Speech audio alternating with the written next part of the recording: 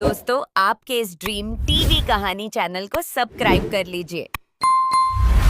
एक घने पेड़ पर एक सुंदर तोता रहता था। उसके दो छोटे छोटे बच्चे थे जो देखने में बिल्कुल एक जैसे लगते थे। एक दिन जब मम्मा तोता खाना लेने गई, एक शिकारी धीरे से उस पेड़ पर चढ़ा और घोंसले से उसने दोनों बच्चों को उठा लिया। जब उनको झोले में डाल रहा था, तभी एक तोता उड़ गया, पर दूसरे को उसने झोले में डाल लिया और अपने घर ले गया। वहाँ से एक साधु बाबा जा रहे थे। उन्होंने बड़े प्यार से दूसरे तोते को उठाया और अपने आश्रम ले गए। इस तरह दोनों तोते बड़े हो गए, एक तोता शिकारी के साथ और दूसरा तोता साधु बाबा के साथ आश्रम में पलने लगा। बहुत दिन बीत गए। एक दिन एक राजा उसी जंगल के रास्ते से गुजर रहा था।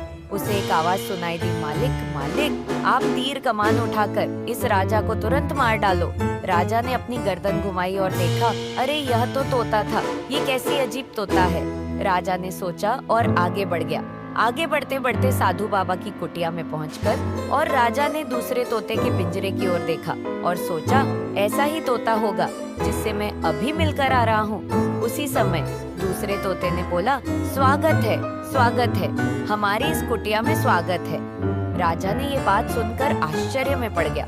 सोचने लगा, देखने में तो शिकारी का तोता भी बिल्कुल ऐसा ही दिखता था, परंतु स्वभाव में कितना अंतर है। राजा पिंजरे के पास गया और बोला, मैंने जंगल में एक तुम जैसा तोता देखा था, जो देखने में तो तुम्हारे ही जैसा था, पर स्वभाव में बड़ा कठोर था।